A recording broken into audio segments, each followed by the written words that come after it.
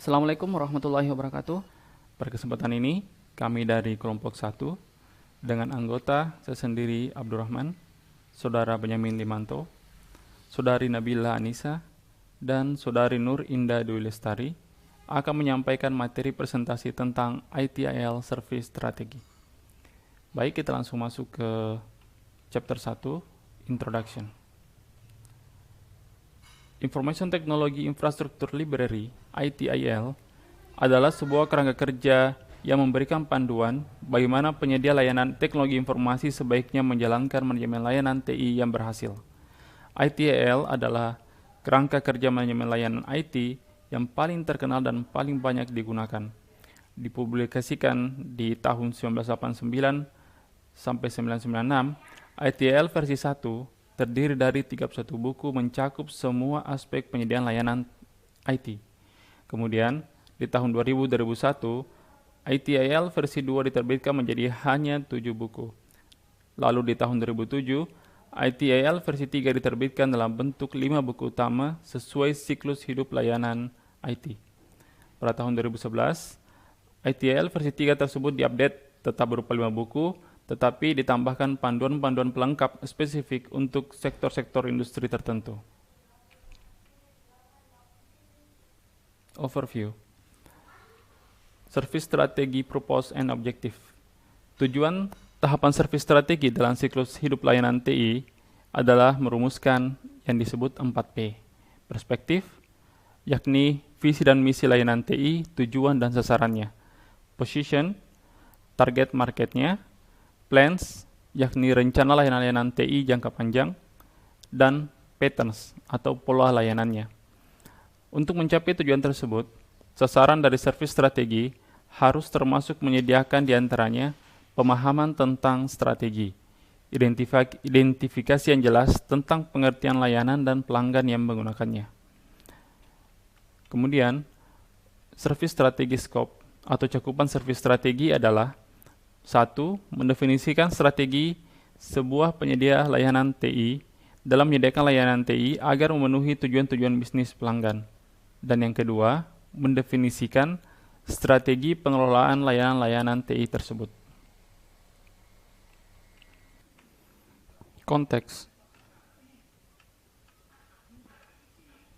Konteks dari publikasi ini adalah 5 siklus hidup ITIL, yakni service strategi, yang merupakan tahapan di mana penyedia layanan TI merumuskan arah strategi layanan dan menentukan layanan-layanan TI apa saja yang akan disediakan.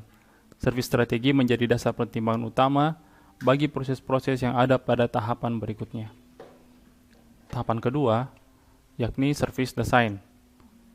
Service design adalah tahapan-tahapan yang mendesain layanan TI yang telah disetujui untuk disediakan, termasuk pembuatan desain arsitektur, proses-proses kebijakan, dan dokumen. 3. Service transition.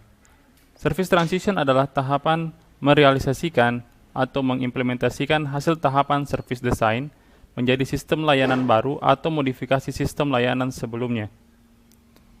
Yang keempat, service operation adalah tahapan operasional layanan TI sehari-hari, termasuk melakukan aktivitas dukungan terhadap layanan TI untuk memastikan nilai layanan benar-benar dirasakan oleh pengguna.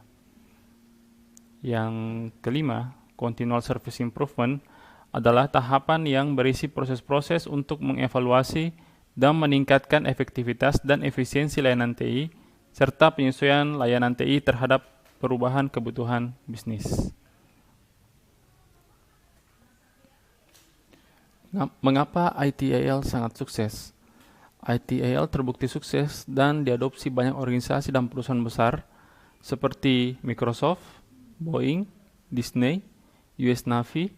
Alasan utamanya antara lain karena ITIL itu vendor netral. Artinya, ITIL tidak terikat pada platform teknologi tertentu atau tipe industri tertentu. ITIL dimiliki oleh pemerintah Inggris dan tidak terikat pada praktik atau solusi komersial apapun. Sebab yang kedua adalah karena ITIL itu non-preskriptif. Artinya, ITIL menawarkan praktik yang sehat, matang, dan sudah teruji, yang dapat diterapkan ke semua jenis organisasi layanan. ITIL cocok dan bermanfaat bagi organisasi publik maupun swasta, penyedia layanan internal maupun eksternal, perusahaan besar, menengah, atau kecil dengan kondisi teknis apapun. Dan sebab yang ketiga adalah karena ITIL adalah best practice. Artinya, ITIL dikembangkan dari pendekatan praktis manajemen layanan yang benar-benar berhasil dipraktikkan serta dirumuskan dari praktik terbaik perusahaan-perusahaan penyedia layanan terkemuka di dunia. Kita masuk ke chapter kedua, yakni tentang service manajemen as a service. Service dan service manajemen. Service atau layanan adalah penyampaian sesuatu yang memiliki nilai bagi pelanggan, yang dilakukan oleh penyedia layanan dengan cara membantu pelanggan mendapatkan apa yang mereka inginkan tanpa menanggung risiko dan biaya-biaya tertentu. Layanan IT adalah layanan yang disediakan oleh penyedia layanan IT.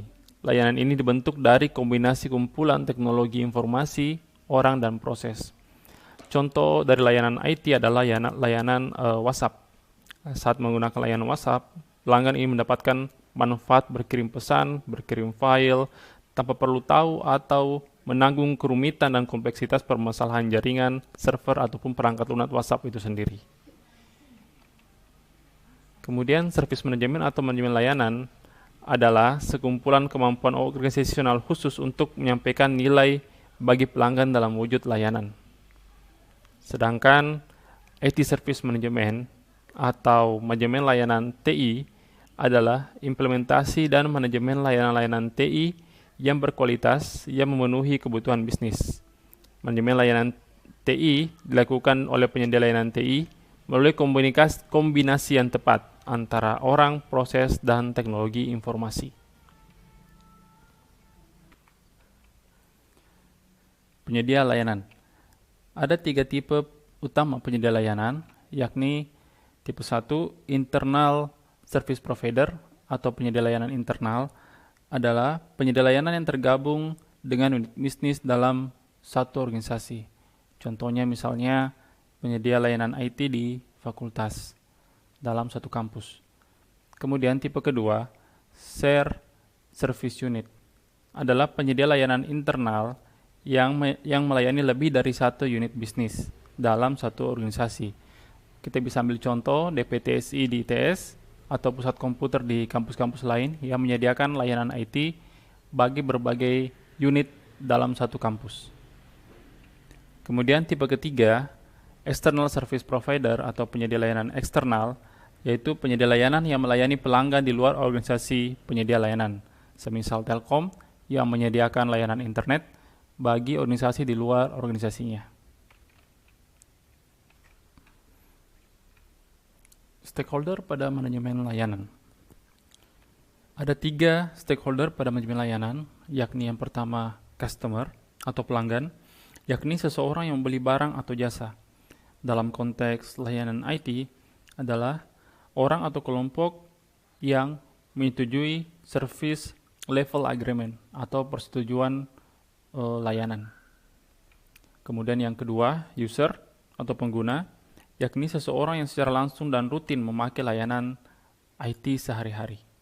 Yang ketiga, supplier, yakni pihak ketiga di luar organisasi penyedia layanan yang membantu menyediakan barang atau jasa yang dibutuhkan untuk mewujudkan layanan-layanan TI penyedia layanan tersebut.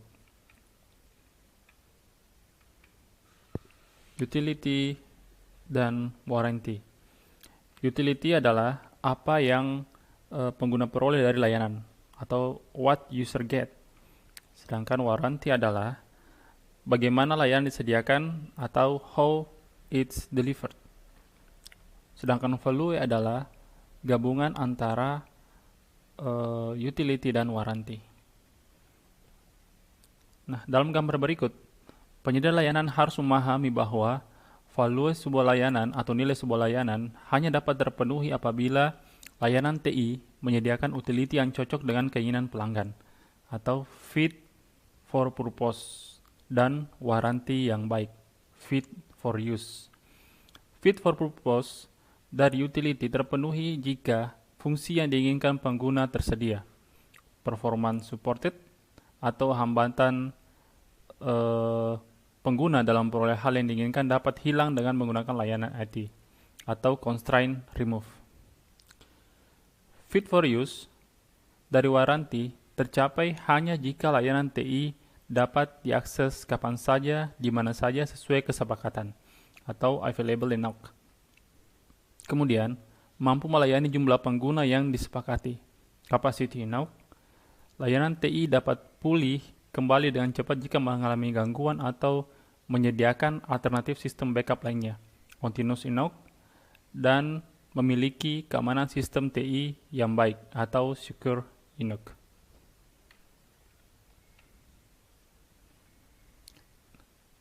Source of Service Management Best Practice. ITIL adalah best practice, yakni aktivitas atau proses yang terbukti paling efektif dan dikembangkan dari pengalaman-pengalaman organisasi yang paling sukses di bidangnya. Dan ITIL merupakan best practice yang paling diakui dan dipercaya dalam bidang ITSM atau manajemen layanan teknologi informasi. Best practice dikembangkan bersumber dari standar-standar pengalaman dunia industri, kemudian penelitian akademik, pelatihan dan pendidikan, dan berbagai sumber lainnya.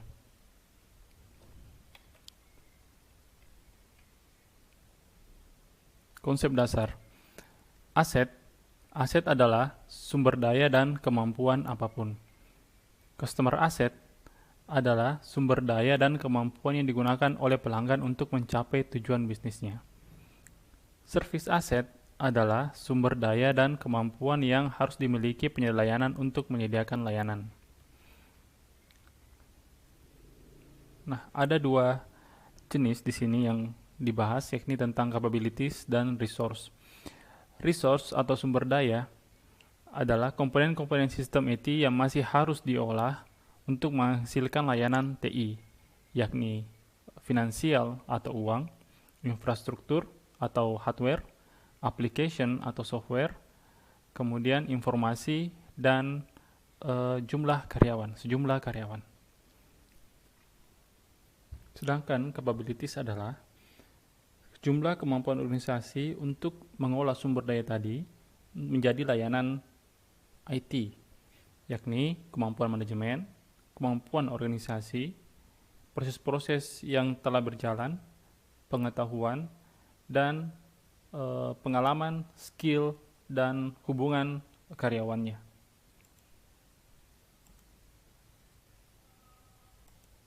Proses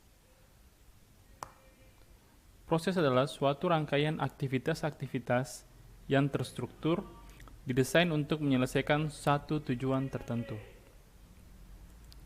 Dalam layanan IT, proses adalah sekumpulan aktivitas yang terkoordinasi, yang mengkombinasikan dan mengimplementasikan sumber daya dengan kemampuan atau capabilities dalam rangka menghasilkan sebuah keluaran yang secara langsung maupun tidak langsung menciptakan value atau nilai bagi pelanggan dan stakeholder lainnya. Nah, berdasarkan gambar di sini, setiap proses harus ditentukan dulu apa inputnya, apa keluaran yang diharapkan, apa instrumen-instrumen kontrolnya. Selanjutnya, proses harus didokumentasikan dan dikontrol. Untuk dapat melaksanakan suatu proses, maka dibutuhkan sumber daya dan kemampuan organisasi. Sebuah proses dimulai ketika ada trigger atau pemicu yang dapat berupa input, sebuah kejadian, atau sebuah output dari proses lainnya. Setiap proses dikontrol oleh tujuan proses yang juga menentukan output dari prosesnya. Tujuan proses ini dapat dinyatakan dalam ukuran-ukuran proses dan keluaran lainnya seperti laporan. Output proses harus memenuhi tujuan bisnis agar dapat dikategorikan sebagai proses yang efektif dan menggunakan sumber daya sesedikit mungkin untuk dapat dikategorikan sebagai proses yang efisien. Service portfolio adalah daftar layanan TI yang disediakan oleh penyedia layanan dalam jangka panjang, termasuk di dalamnya informasi terkait kontrak atau komitmen, layanan-layanan saat ini dan mendatang, status layanan pihak ketiga, dan perubahan-perubahan layanan. Secara fisik, service portofolio disimpan dan dikelola dalam sebuah database yang disebut sebagai Service Knowledge Management System. Layanan yang terdaftar dan dikelola dalam service portofolio dapat dikelompokkan dalam 3 kelompok, yakni service pipeline, yaitu layanan-layanan TI yang baru dalam taraf usulan, perencanaan, atau dalam pengembangan. Kemudian service catalog adalah layanan TI yang sedang berjalan saat ini, dan layanan TI yang telah disetujui yang siap akan dijalankan dalam lingkungan kerja sebenarnya. Sedangkan retired service, yaitu layanan-layanan TI yang dulu disediakan dan kini telah dihentikan.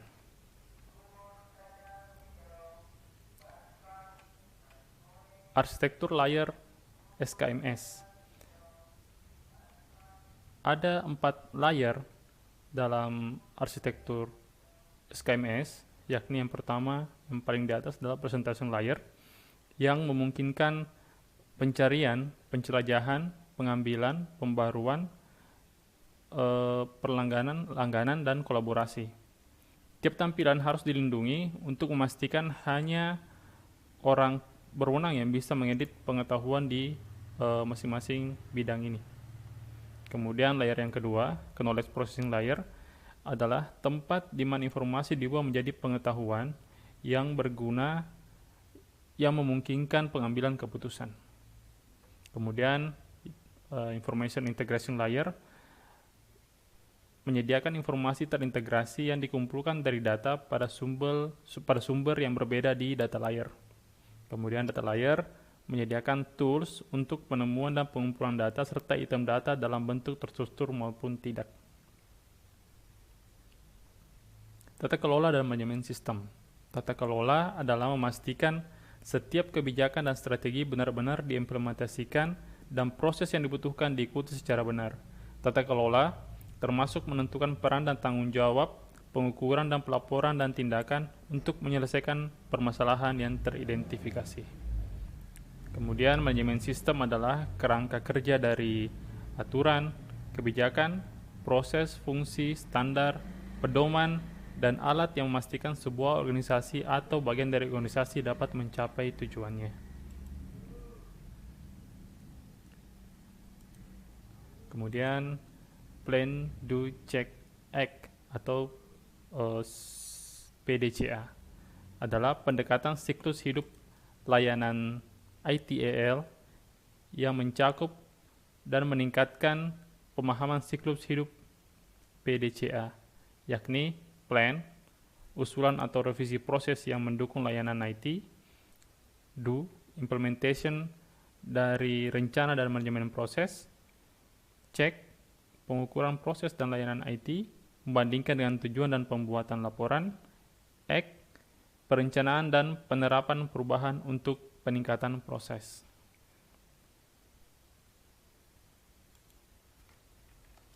Integrasi keseluruhan siklus hidup layanan. Semua tahapan dalam siklus hidup layanan ini saling bekerja sama sebagai suatu sistem yang terintegrasi untuk mendukung tujuan utama dari manajemen layanan, yakni untuk merealisasikan tujuan bisnis. Di sini ada Service Knowledge Management System yang memungkinkan integrasi di seluruh tahapan siklus hidup layanan. SKMS ini menyediakan akses yang aman dan terkontrol ke pengetahuan, informasi, dan data yang dibutuhkan untuk mengatur dan mengirimkan layanan. Sini ada service portfolio, mewakili seluruh aset yang saat ini digunakan atau dikeluarkan pada berbagai jenis tahapan dalam siklus hidup layanan. Dan di sini ada service strategi yang menetapkan kebijakan dan prinsip yang merupakan panduan bagi keseluruhan siklus. Kemudian sini ada service design, semua yang dibutuhkan untuk transisi dan pengoperasian layanan, baik layanan baru maupun layanan yang diperbarui, didokumentasikan ke dalam sebuah paket desain layanan. Kemudian di sini ada service transisi. Di sini Service transisi ini memastikan bahwa persyaratan strategi layanan yang dikembangkan di desain layanan tadi secara efektif direalisasikan dalam layanan operasi sambil mengendalikan risiko kegagalan dan gangguan yang mungkin terjadi. Kemudian, di service operation, disinilah aktivitas dan proses yang diperlukan untuk memberikan layanan dilakukan. Dalam tahapan ini, value yang ditentukan dalam service strategi tadi direalisasikan. Kemudian, continual service improvement sini bekerja seiring dengan semua tahapan siklus hidup lainnya. Semua proses, kegiatan, peran, layanan, dan teknologi diukur dan mengalami peningkatan berkelanjutan.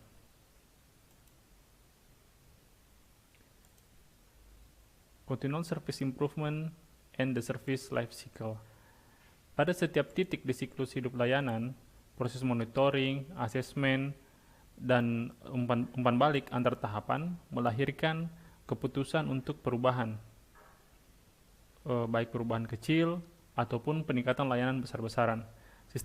Sistem umpan balik yang terus-menerus dibangun ke dalam siklus hidup layanan, mengadopsi teknologi yang tepat untuk otomatisasi proses dan menyediakan informasi bagi manajemen yang mendukung proses untuk efektivitas dan efisiensi manajemen layanan.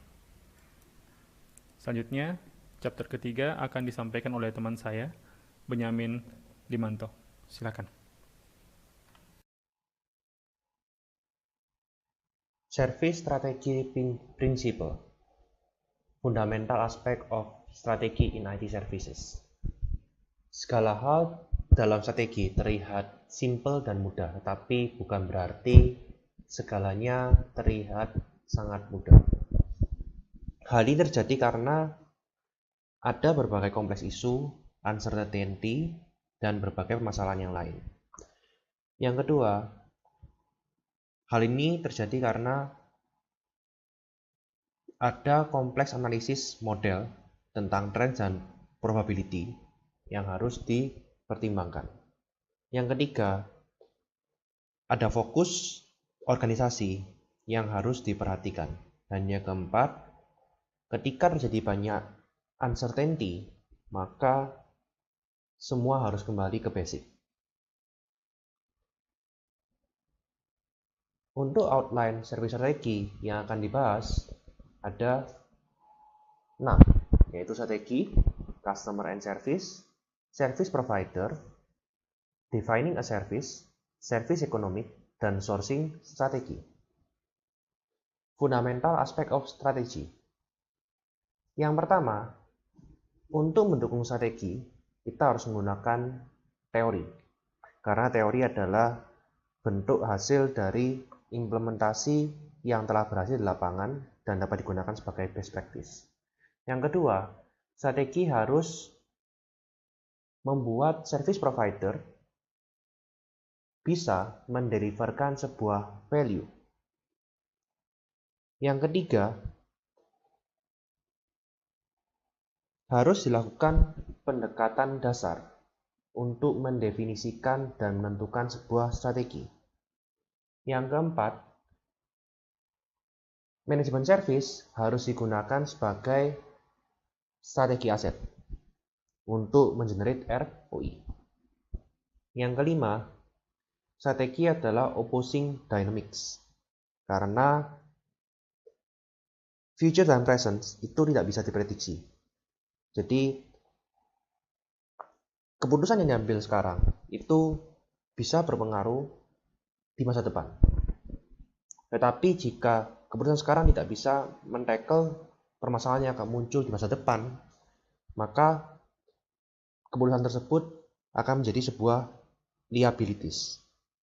Yang kedua ada operational effectiveness versus improvement. Kedua hal ini harus balance, dan jika salah satunya terlalu berat sebelah, maka akan memberikan feedback yang buruk dari customer.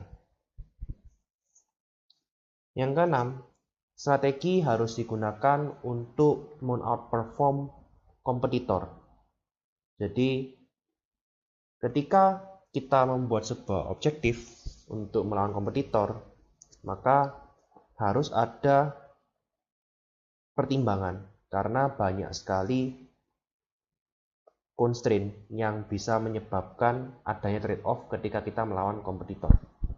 Yang ketujuh, perlu diingat bahwa government dan non-profit organization juga terkena dampak karena mereka harus mengembalikan value yang dibeli oleh pendonornya, baik dari taxpayer ataupun dari donator.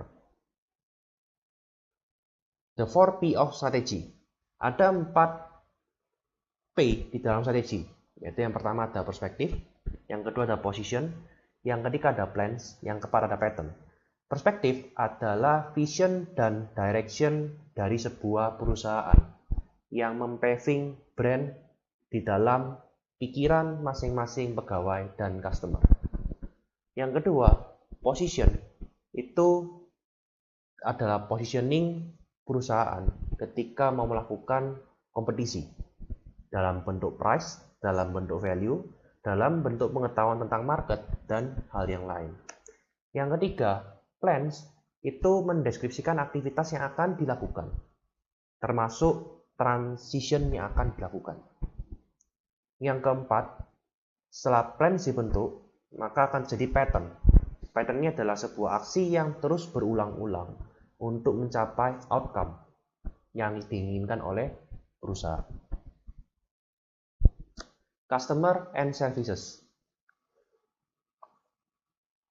Regardless of how consistently customer and consumer are treated, they are not all the same. Services must deliver an outcome, not only SLA.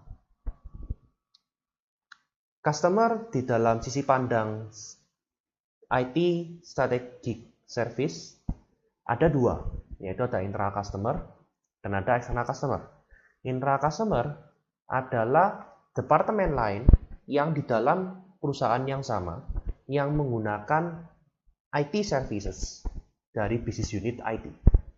Yang kedua, external customer adalah benar-benar customer yang ada di luar company yang memanfaatkan service yang disediakan oleh business unit IT. Customer bisa salah ketika customer melakukan sesuatu yang ilegal. Dan consumers adalah orang yang melakukan atau pihak yang melakukan konsumsi sebuah service yang dibeli oleh customer. Contohnya apa? Contohnya adalah sebuah perusahaan membeli Zoom produk, tetapi yang menggunakannya sebenarnya adalah pengguna di dalam perusahaan tersebut. Sehingga dalam kasus ini perusahaan adalah sebagai customer, tetapi yang menggunakan service Zoom-nya adalah konsumen atau customer-nya. Service outline. Service outline itu memiliki beberapa poin. Yang pertama, service outline service harus berbasiskan pada outcomes, di mana outcomes ini lebih mementingkan outcome dibandingkan SLA atau delivering the contract atau janji dalam kontrak. Karena outcome tidak sama dengan value ataupun perjanjian kontrak atau service level agreement. Outcome adalah sebuah hasil impact yang dihasilkan dari value yang dibuat oleh sebuah service yang dapat men-solve permasalahan yang dihadapi oleh customer. Yang kedua, ada responsibility of cost and risk, di mana akan bicara tentang service triangle berupa price, performance, dan functionality. Yang ketiga, ada internal dan external services, di mana akan melibatkan people, process, and technology. Di sini, IT services menjadi sebuah strategi yang mengkomplement bisnis proses yang sudah didefine dan diintegrasikan ke dalam strategi bisnis. Yang keempat, ada core enabling dan enhancing service, di mana ketika kita bicara tentang service, kita harus bisa mengupgrade service yang ada Tetapi perlu diingat, seiring waktu yang berjalan, maka servis yang sudah menjadi distintif dari sebuah perusahaan bisa menjadi norma yang normal. Contohnya adalah dulu mobile banking itu hanya dimiliki oleh perusahaan tertentu. Tetapi sekarang mobile banking adalah hal yang standar dan lumrah di mana semua perusahaan harus di bidang perbankan harus menyediakannya sebagai part dari strategi bisnis yang dimiliki oleh perusahaan. Service triangle berbicara tentang price, functionality, dan performance. Ketika functionality rendah dan performance rendah, maka masih ada kemungkinan price bisa rendah.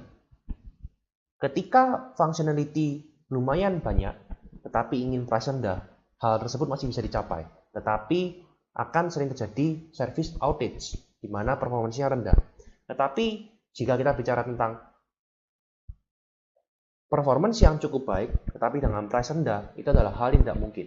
Sehingga dalam service triangle, hal yang perlu ditekankan adalah setiap kita mengambil sebuah keputusan dalam menerapkan sebuah service, pasti ada sebuah trade-off atau pengorbanan. Value of service. Value of service atau value itu adalah seberapa banyak customer mau untuk membayar untuk sebuah service. Dan perlu diingat, value yang dihasilkan oleh sebuah service itu harus lebih tinggi daripada cost of obtain. Dan ketika kita mendefinisikan IT value, maka ada 4 poin penting. Pertama adalah ketika kita membuat sebuah value, kita harus memperhatikan ada yang namanya business outcome, preference, dan perception. Yang kedua, ada namanya value added dan value realized, di mana untuk melakukan added value pada sebuah service, pasti ada sebuah step yang harus diambil. Ketika tidak ada step tambahan yang diambil untuk ditambahkan ke sebuah service yang sudah ada, maka dianggap loss. Yang ketiga ada utility and warranty, di mana utility adalah fitness of purpose, yaitu sesuai fungsi dan tujuannya. Sebuah service harus mencapai fungsi dan tujuannya. Dan yang kedua adalah warranty, fitness for use, yaitu kesesuaian penggunaan. Di mana kedua ini tidak bisa dilepas sendiri-sendiri. Yang terakhir adalah value capture. Sebuah IT value itu harus bisa di-retain over time. Creating value harus sesuai dengan business outcome yang ingin dicapai oleh perusahaan, di mana harus ada utilisasi yang efektif, sehingga dapat merealisasikan outcome yang efektif juga. Yang kedua ada perception dan preference dari customer, yaitu perception dari customer, di mana atribut dari service itu menunjukkan relative capability yang sesuai dengan marketnya, di mana bisa mencapai pikiran customer, sehingga customer mau membeli service tersebut.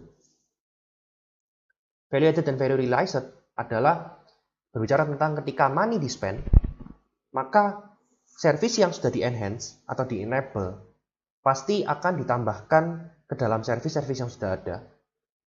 Dan ketika sudah ditambahkan sebuah value, kita harus melingkan dengan realized value yang akan diberikan ke customer.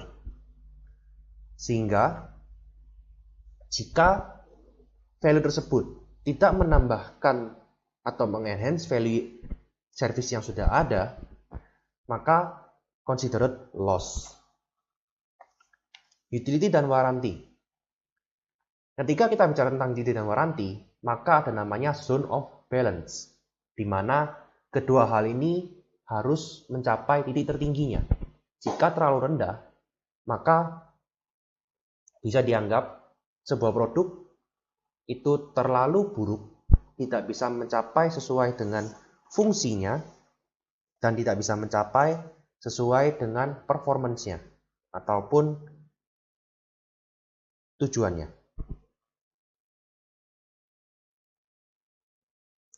Sehingga sebisa mungkin untuk mencapai zone of balance, hal tersebut harus dilakukan sehingga bisa memberikan feedback yang baik dari customer untuk value yang kita buat. Customer satisfactory berdasarkan utility dan warranty. Ada beberapa case di mana ada nice to have utility, ada one dimensional utility, dan must have utility. Ada dalam setiap case ini, ketika kita bicara tentang nice have utility, maka excitement factor-nya akan sangat tinggi. Tetapi fulfillment-nya tidak terlalu tinggi. Karena berbicara tentang nice to have utility. One dimensional utility adalah yang paling menengah di tengah-tengahnya, di mana sangat standar, baik antara fungsi yang diinginkan dan fungsi yang harus ada, sehingga considered sebagai the average. Dan hal ini bisa mendrive agar level satisfaction customer dan level fulfillment-nya tinggi. Ada juga utility yang harus dimiliki, tetapi utility yang harus dimiliki itu tidak akan memberikan sebuah satisfaction kepada customer, sehingga hanya akan memberikan rasa fulfillment. Ada beberapa tipe service provider. Ada tipe 1, yaitu internal service provider. Ada tipe 2, yaitu shared service unit. Ada tipe 3, yaitu external service provider. Yang pertama, internal service provider adalah ketika IT service provider itu ada di setiap bisnis unit di dalam sebuah perusahaan. Sehingga yang terjadi adalah akan banyak sekali redundancy di dalamnya.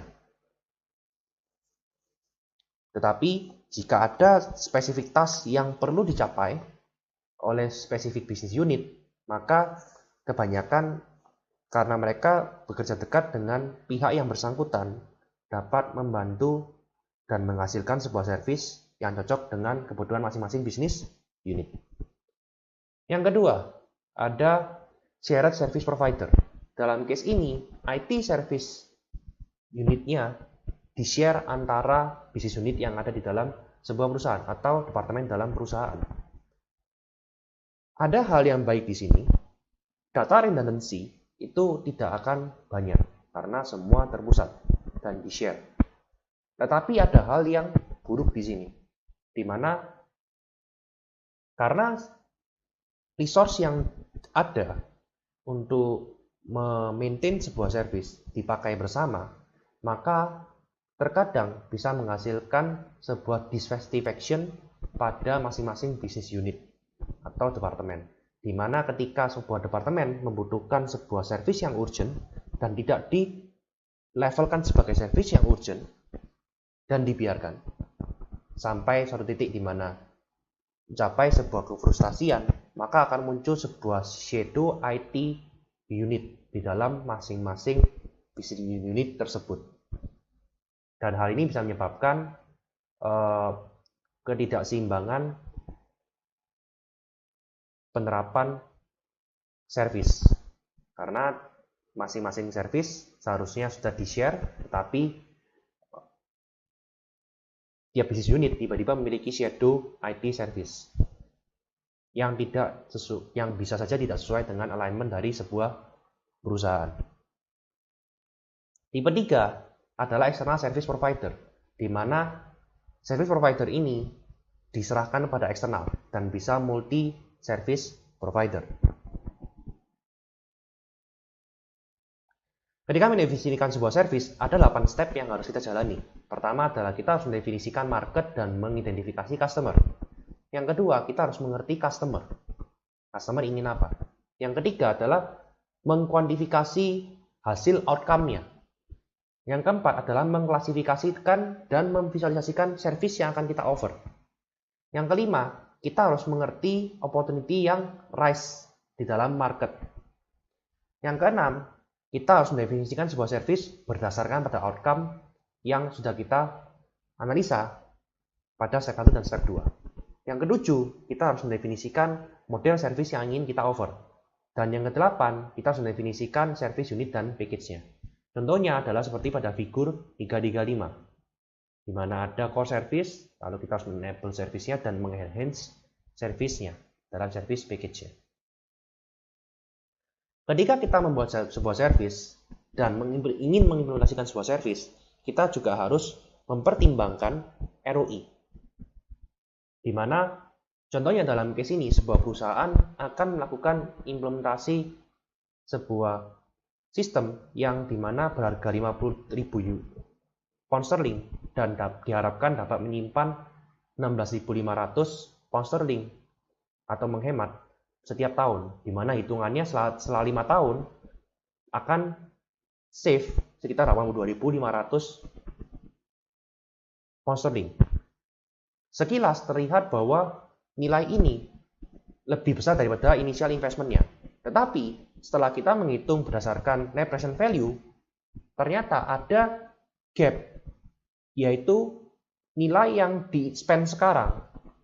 Dan ketika mencapai titik 5 tahunnya dengan feedback price tax return-nya 20% atau discount rate-nya 20%, karena di akhir tahun kelima tidak mencapai nilai 82.000, tetapi malah hanya mencapai 49.000, di mana menghasilkan net present value-nya minus. Di mana jika net present value minus, maka it is a go no go, sehingga disebut unacceptable. Tetapi jika net present value-nya zero, maka akan dianggap equal, acceptable Mas Ian.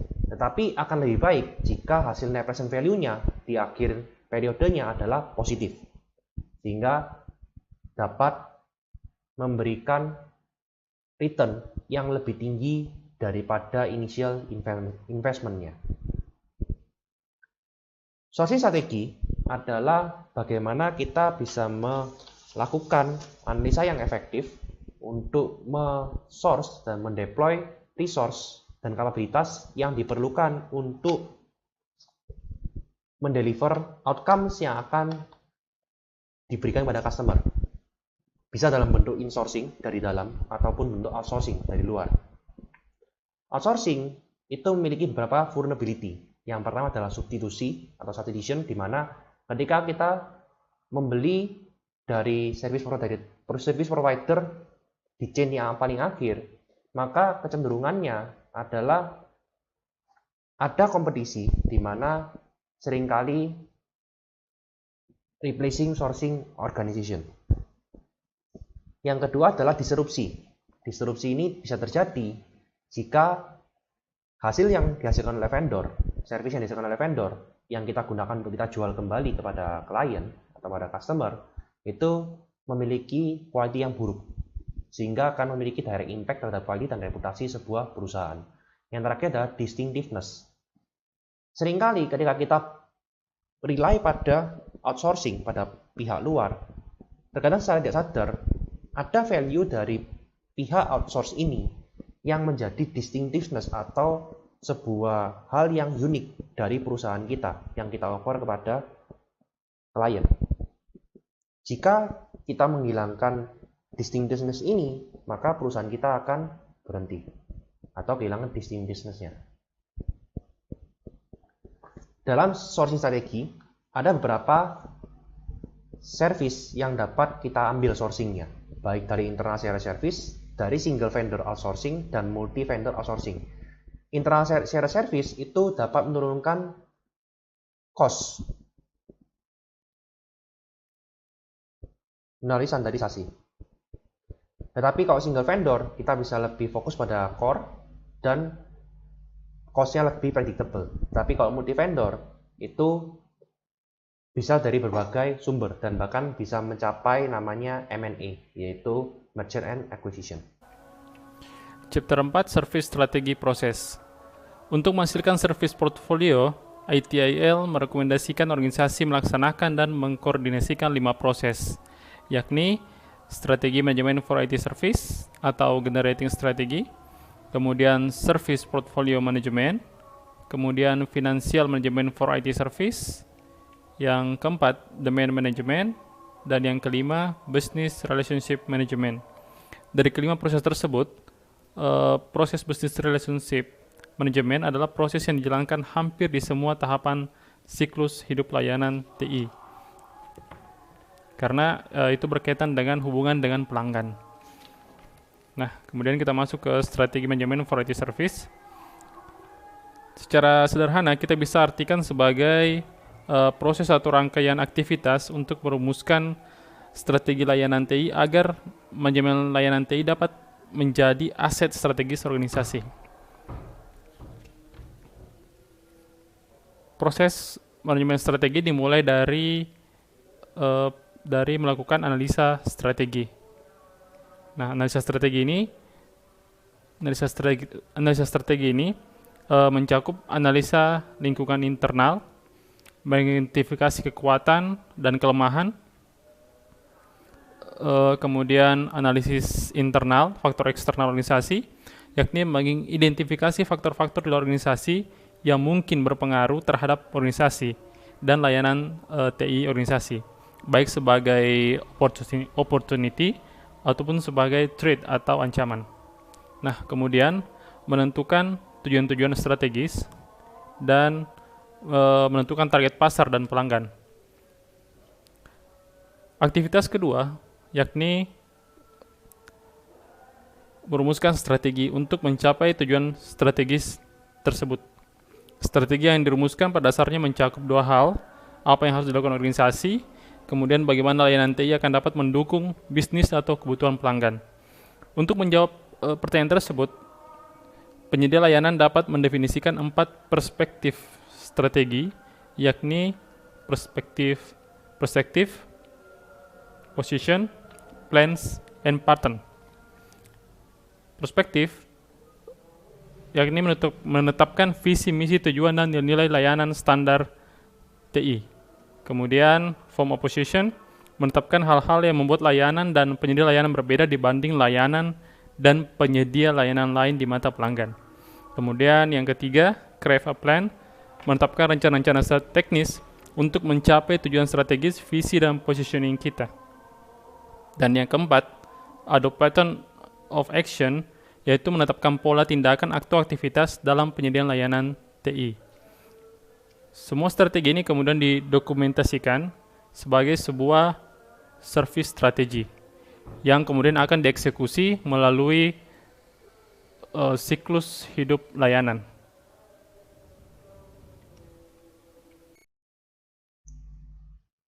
Service Portfolio Management. Service Portfolio Management adalah sebuah framework decision yang mengecek portfolio yang kita punya atau service yang kita punya sudah memenuhi outcome atau tidak melalui dari desain, transisi, dan operasi, apakah sudah selaras dari nilai service tersebut atau tidak.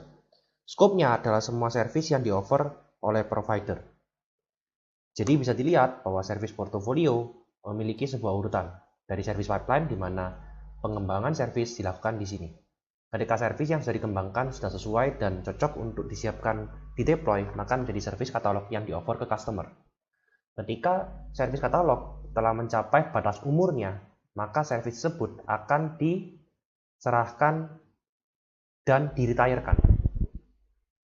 Dalam perjalanan menjalankan service portfolio, maka ada configuration management system yang berfungsi untuk menyimpan log, error, user, pengembangan, dan juga insiden yang terjadi. Begitu juga dengan database yang lain. Ada customer portfolio, yaitu portfolio customer-nya. Application portfolio adalah aplikasi yang kita miliki tetapi bukan service yang kita miliki. Dan aplikasi tersebut siapa yang bertanggung jawab?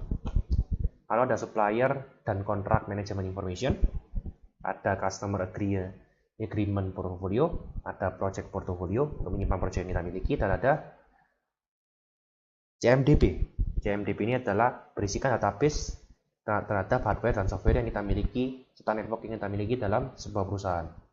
Dalam siklus service portfolio management, kita harus mendefinisikan dulu service yang akan kita pakai dan business case-nya seperti apa. Dari sana baru bisa kita analisa value proportion-nya dan prioritisasinya terhadap service yang harus kita kerjakan terlebih dahulu.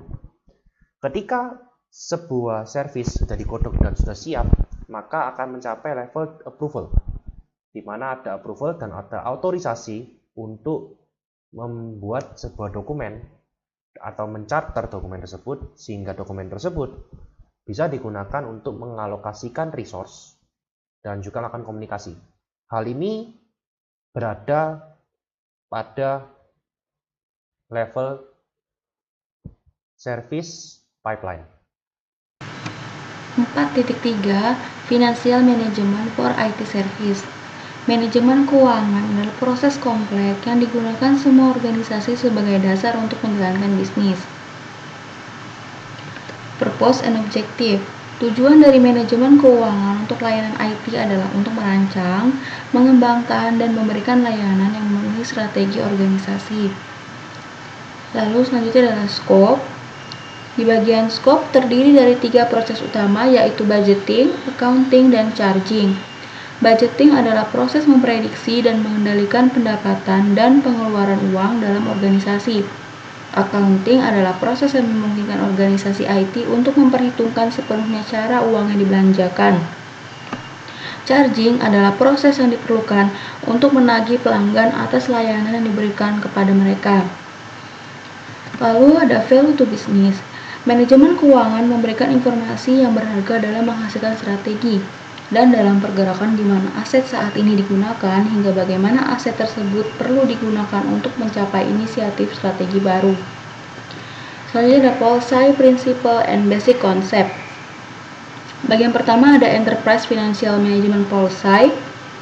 Ada kedua opsi, yaitu cost center dan profit center. Cost center dalam konteks ini, istilah tersebut digunakan untuk menunjukkan unit bisnis atau departemen yang biayanya ditetapkan, tetapi tidak dibebankan untuk layanan yang diberikan. Sedangkan profit center adalah unit bisnis yang mengenakan biaya untuk menyediakan layanan. Selanjutnya ada funding. Funding adalah pencarian sumber dan alokasi uang untuk tujuan atau proyek tertentu.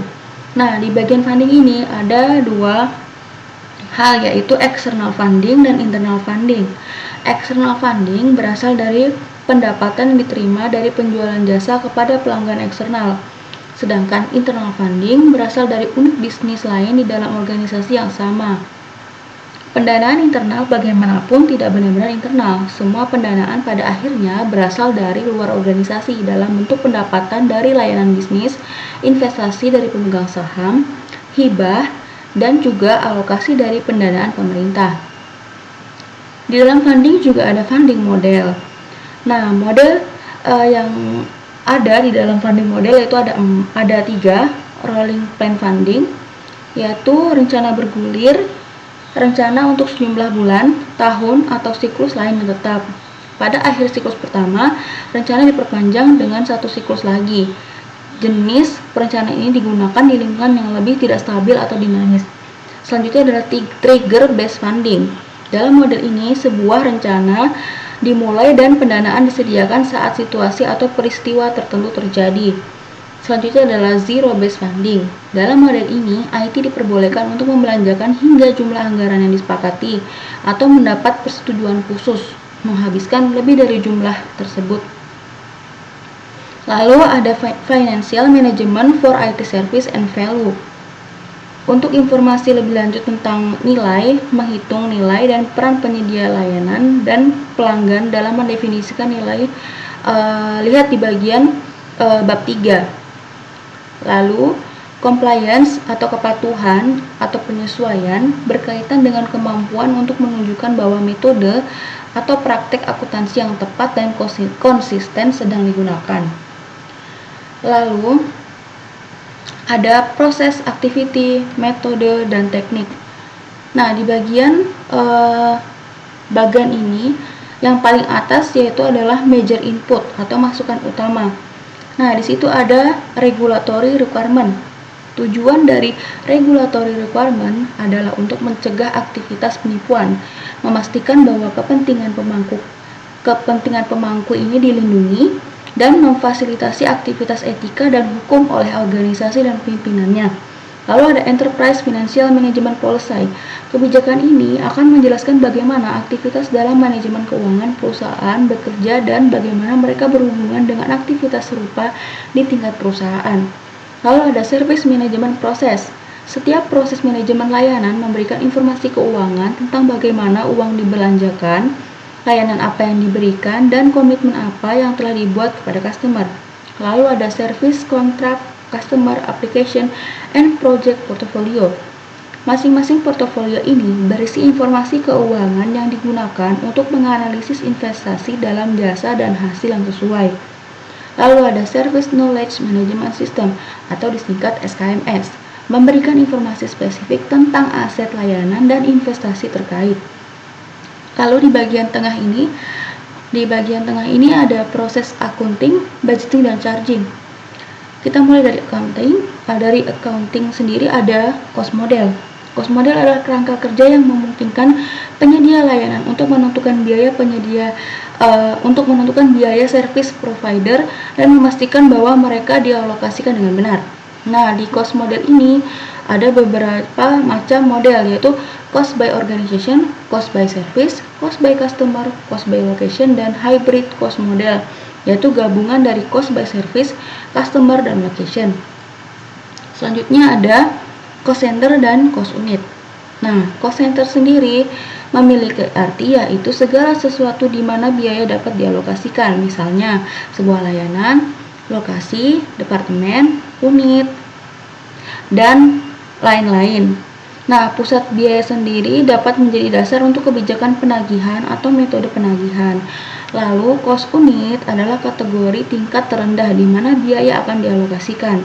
Cost unit biasanya merupakan hal-hal yang dapat dengan mudah diukur dan dikomunikasikan dalam kaitannya dengan pelanggan. Lalu, selanjutnya ada cost type dan cost element. Nah, cost type sendiri yaitu jenis biaya. Cost type itu jenis biaya. Nah, cost type itu adalah tingkat kategori tertinggi di mana biaya ditetapkan dalam penganggaran dan akuntansi. Misalnya, perangkat keras, perangkat lunak, orang, layanan, dan fasilitas konsultasi. Nah, lalu ada cost element. Cost element atau elemen biaya adalah subkategori di mana biaya ditugaskan dalam penganggaran dan akuntansi. Elemen biaya adalah subkategori dari jenis biaya. Lalu bagian klasifikasi sendiri ada 6 klasifikasi utama yang dikelompokkan dalam 3 pasang opsi.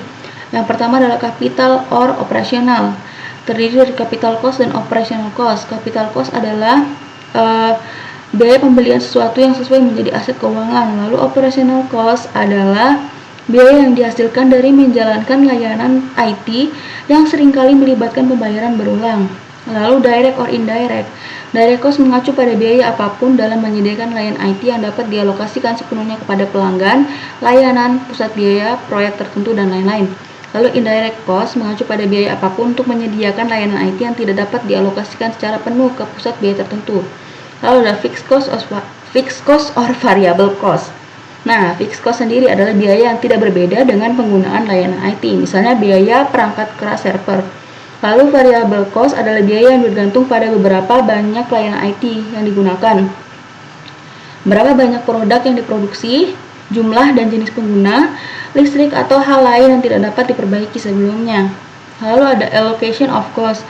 Nah, ada 4 metode alokasi yang paling digunakan, yaitu activity based costing, ada utilization based allocation, ada agreed basis for allocation, dan indirect cost rate. Lalu ada selanjutnya depreciation. Nah, depreciation sendiri memiliki arti adalah penyusutan. Nah, penyusutan adalah ukuran penurunan nilai aset selama umur penggunaannya dan ditentukan sebelumnya oleh kebijakan manajemen keuangan perusahaan atau peraturan perpajakan. Penurunan nilai didasarkan pada kelelahan, konsumsi, atau pengurangan lain dalam nilai kegunaan ekonomi. Lalu selanjutnya ada analysis and reporting. Nah, analisis dan pelaporan dalam manajemen keuangan untuk layanan IT memiliki tujuan salah satunya sebagai berikut: untuk membangun pemahaman seluruh organisasi tentang pendapatan, pengeluaran, dan investasi, lalu juga untuk mengkomunikasikan biaya layanan kepada semua pemangku kepentingan, dan selebihnya lagi dapat kita baca pada halaman 227 di buku 1. Lalu selanjutnya ada action plan. Nah, action plan ini, jika ada penyimpangan yang signifikan dari target keuangan yang disepakati, rencana tindakan perlu dibuat dan dilaksanakan. Rencana aksi ini biasanya berjangka pendek dan ditujukan untuk memulihkan organisasi ke jalur yang direncanakan dalam 1 bulan atau kuartal, atau membuat pemangku kepentingan setuju untuk mengubah rencana dan target awal. Lalu ada budgeting. Budgeting atau penganggaran adalah aktivitas memprediksi dan mengendalikan pengeluaran uang. Lalu ada charging. Charging adalah penagihan, yaitu aktivitas di mana pembayaran diperlukan untuk layanan yang diberikan. Lalu ada trigger, input, output, dan interface. Nah, trigger sendiri adalah pemicu pengelolaan keuangan untuk layanan IT. Di antaranya yaitu siklus pelaporan keuangan yang merupakan bagian dari kebijakan manajemen keuangan standar dan standar organisasi manapun. Lalu ada audit tindakan yang perlu diambil untuk menyesuaikan beberapa aspek dari sistem akuntansi, penganggaran atau pembebanan. Selanjutnya bisa dibaca di halaman 240. Lalu bagian input utama untuk manajemen keuangan untuk layanan IT adalah yang pertama, kebijakan, standar, dan praktek yang ditentukan oleh undang-undang, regulator, dan keuangan perusahaan manajer.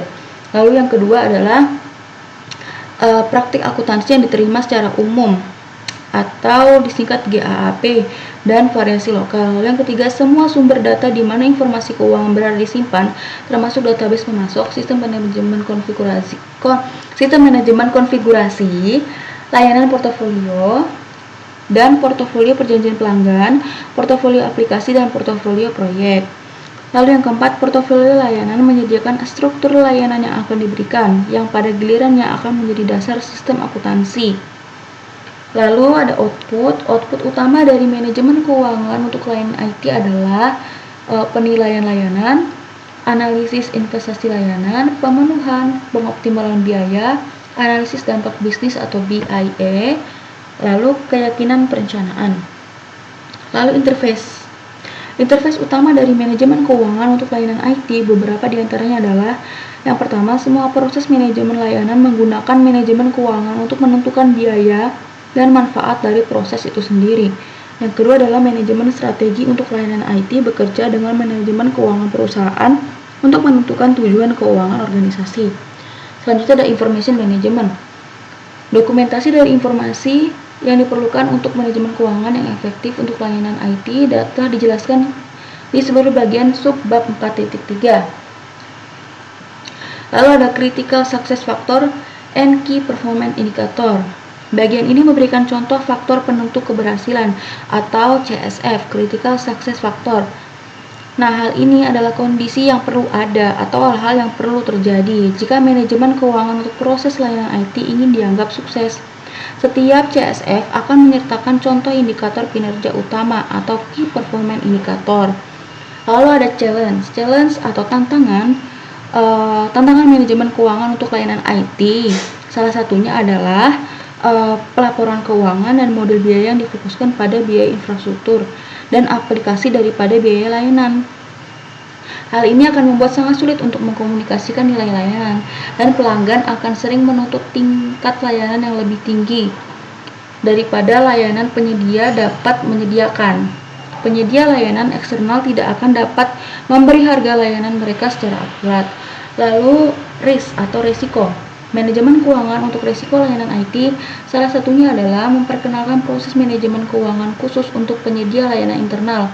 Ketika keuangan sudah dikelola di tingkat perusahaan, dapat dianggap tidak perlu dan hanya membuang-buang uang dan waktu saja. Sekian penjelasan untuk bab 4.3. Berikutnya kita akan membicarakan tentang proses keempat dalam servis strategi, yaitu demand management. Demand management adalah suatu proses yang dilakukan untuk memahami, mengantisipasi, dan mempengaruhi permintaan pelanggan terhadap layanan dan menetapkan kapasitas untuk memenuhi tuntutan dari permintaan.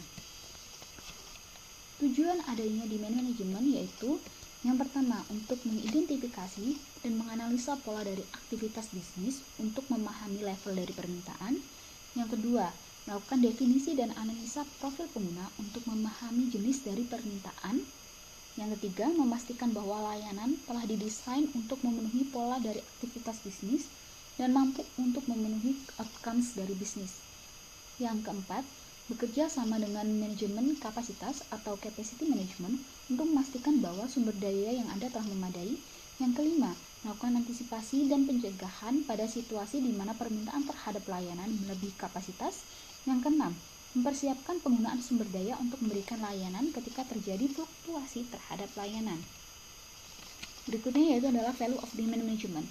Tujuan dari adanya value of demand management yaitu adalah untuk mencapai keseimbangan antara biaya layanan dan nilai dari bisnis yang didukungnya. Proses strategi layanan lainnya menentukan hubungan antara keluaran bisnis atau outcomes, layanan atau service, sumber daya atau research, dan kemampuan atau capabilities. Manajemen permintaan atau demand layanan menyempurnakan pemahaman tentang bagaimana, kapan, dan tingkatan apa elemen-elemen yang tadi melakukan interaksi. Berikut ini adalah gambaran bagaimana cara kerja dari demand management. Pada figur 4.39 terjadi tight coupling between demand, capacity, and supply. Ketika terjadi suatu demand, maka perusahaan akan melakukan pengecekan sumber daya, yaitu di capacity atau kapasitas. Apakah sumber daya yang ada telah mampu untuk memenuhi demand? Ketika dirasa mampu, maka akan dikeluarkan dalam bentuk pasokan atau responnya berupa supply. Nah, supply tersebut adalah jawaban dari permintaan pengguna. Identify source of demand forecasting. Sumber informasi potensial yang ada dapat membantu manajemen permintaan untuk meramalkan permintaan, yaitu ada 5 hal yang dapat dijadikan sumber. Yang pertama, business plans, yang kedua marketing plans, dan yang ketiga production plans, yang keempat sales forecast, yang kelima new product launch plans. Dapat dilihat bahwa kelima hal yang ada ini sebenarnya sudah secara langsung bisa dikatakan sudah diidentifikasi jauh-jauh hari sebelum terjadi permintaan, sehingga ketika sudah dilakukan forecasting jauh-jauh hari ketika terjadi permintaan, kita sudah siap dengan permintaan yang ada, dan kapasitas yang ada juga bisa disesuaikan dengan permintaan yang terjadi. Pattern of business capacity, yaitu adalah suatu pergerakan yang terjadi dalam bisnis dan melakukan di pergerakan tersebut terjadi hubungan atau interaksi antara customer, suppliers, partner, dan stakeholder yang lainnya. PBA atau pattern of business harus digambarkan secara detail sehingga penggambaran tersebut dapat membantu dalam proses pembuatan demand management atau manajemen permintaan. Dokumen yang dapat dimasukkan dalam pattern of business activity adalah yang pertama classification, yang kedua attributes, yang ketiga requirement, yang keempat service asset requirement. Berikut ini adalah contoh dari penggunaan demand pada suatu aktivitas atau activity based of demand management.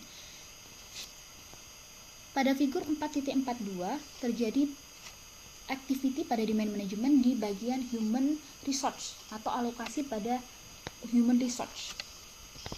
Pada inputannya terdapat business plan, kemudian business plan ini menginginkan adanya alokasi tambahan pada karyawan untuk suatu proses bisnis, maka dimasukkan permintaan tersebut termasuk dari permintaan sehingga dialokasikan, kemudian akan ada penambahan employee. Di sini dapat dilihat ada employee head account atau penambahan dari seorang karyawan, kemudian terdapat instance of process in use atau suatu tambahan fungsi dalam proses yang digunakan. Kemudian jumlah dari karyawan dan incentive proses itu akan digabungkan atau dimasukkan pada business activity dalam bentuk suatu permintaan. Ketika dijawab, permintaan tersebut ternyata berupa service request dan service incident yang merupakan bagian dari service desk. Dari service desk kemudian dilakukan suatu permintaan lagi, di mana permintaan ini lebih detail maksudnya, atau untuk memvalidasi juga untuk melakukan perhitungan bagaimana jenis karyawan yang dibutuhkan dalam service desk dan proses bisnis yang bagaimana yang dapat digunakan dalam service desk. Dan keluarannya berbentuk capacity plan dan schedule. Dapat dilihat bahwa di inputan yaitu business plan dan capacity plan itu merupakan dokumen. Kemudian yang ada triggers atau pemacu permintaan atau manajemen permintaan. Ada beberapa hal. Yang pertama, permintaan dari pelanggan untuk pelayanan yang baru. Kemudian sebuah layanan baru sedang dibuat untuk memenuhi inisiatif strategis. Kemudian model layanan perlu didefinisikan. Kemudian tingkat pemanfaatan menyebabkan potensi pada masalah kinerja, dan yang terakhir telah terjadi pengecualian untuk memperkirakan pola aktivitas bisnis. inputan pada demand management ada beberapa hal. Yang pertama yaitu adalah inisiatif untuk membuat layanan baru, kemudian layanan perlu divalidasi dan pola aktivitas bisnis yang terkait dengan setiap model perlu ditentukan. Lalu ada portofolio pelanggan, portofolio layanan, dan portofolio perjalanan pelanggan yang semuanya akan berisi informasi tentang permintaan dan penawaran layanan. Jadi portofolio ini diolah akan bentuk suatu permintaan, dan permintaan tersebut bisa menjadi suatu penawaran terhadap layanan yang dapat ditawarkan ke pelanggan. Kemudian modal penagihan akan dinilai untuk memastikan bahwa pemilihan yang kurang atau lebih tidak terjadi pada penyediaan layanan. Kemudian item berbayar perlu divalidasi untuk memastikan bahwa pelanggan benar-benar melihatnya dan menggunakannya. Yang terakhir, peluang dan rencana peningkatan layanan perlu dinilai dalam kaitannya dengan dampaknya terhadap permintaan. Output yang diharapkan dengan adanya manajemen permintaan yaitu adalah profil pengguna. Profil pengguna ini dapat digunakan untuk menentukan bagaimana layanan yang sesuai untuk pengguna yang bersangkutan. Kemudian terdapat pola kegiatan bisnis atau pattern of business yang akan didokumentasikan secara formal dan dimasukkan dalam portofolio layanan dan pelanggan. Kemudian terdapat kebijakan untuk manajemen permintaan ketika sumber daya yang digunakan secara berlebihan. Kemudian terdapat kebijakan tentang bagaimana menghadapi situasi di mana pemanfaatan layanan lebih tinggi atau lebih rendah dari yang diantisipasi oleh pelanggan. Yang terakhir, dokumentasi opsi untuk penawaran yang berbeda yang dapat digunakan untuk membuat paket layanan. Berikutnya, kita akan bahas proses kelima dari service strategi, yaitu Business Relation Management. Business Relation Management adalah suatu proses yang memungkinkan BRM atau manajer bisnis untuk menyediakan hubungan antara penyedia layanan dan pelanggan pada tingkat strategis dan taktis. Tujuan dari adanya link atau hubungan yang dibuat untuk memastikan bahwa penyedia layanan memahami kebutuhan bisnis dari pelanggan dan mampu untuk menyediakan layanan yang memenuhi kebutuhan tersebut. Purpose of Business Relation Management. Yang pertama yaitu untuk membangun dan memelihara hubungan bisnis antara penyedia layanan dan pelanggannya. Kemudian untuk mengidentifikasi kebutuhan pelanggan dan memastikan bahwa penyedia layanan dapat memenuhi kebutuhan tersebut, karena kebutuhan dari bisnis dapat berubah dari waktu ke waktu. Value of Business Relation Management. Terdapat beberapa value yang berada di Business Relation Management. Yang pertama yaitu adalah kemampuan penyedia layanan untuk mengartikulasi dan memenuhi kebutuhan bisnis pelanggannya. Yang kedua, manajemen hubungan bisnis menciptakan forum komunikasi yang terstruktur, yang berkelanjutan dengan pelanggannya. Yang ketiga, dengan komunikasi tersebut muncul pemahaman yang besar dari penyedia layanan tentang bisnis pelanggan mereka, sehingga pemahaman yang lebih baik tentang pelanggan dan kemampuan tentang layanan dapat diterima dengan baik. Berikut ini adalah gambaran bagaimana cara kerja dari Business Relation Management. Terdapat 4 hal utama dari customer, yaitu opportunity, request of change, complaint, dan compliment. Dari customer sini terdapat business relation management yang berkaitan dengan cycle dari ITIL versi 3, baik itu dari service strategy, design, transition, operation, dan yang terakhir adalah CSI atau continual service improvement. Pada strategi dapat dilihat terdapat identifikasi, berarti pelanggan saat melakukan identifikasi peluang dapat dibantu oleh penyedia layanan bisnis, dan pelanggan bisa memanfaatkan dengan baik pelayanan yang dilakukan oleh penyedia layanan, baik itu identifikasi stakeholder, mengidentifikasikan outcome, melakukan strategi yang spesifik, dan lain sebagainya. Kemudian di bagian service design lebih utamanya dilakukan validasi atau konfirmasi tentang kebutuhan dari pelanggan, pola dari bisnis yang diinginkan, dan lain sebagainya. Kemudian pada service transition terdapat koordinasi antara pengguna atau pelanggan yang berhubungan dengan proses dari bisnis tersebut. Kemudian terdapat penjadwalan dari customer atau pelanggan untuk mengikuti training atau pelatihan tentang bisnis atau lebih tepatnya layanan yang diinginkan.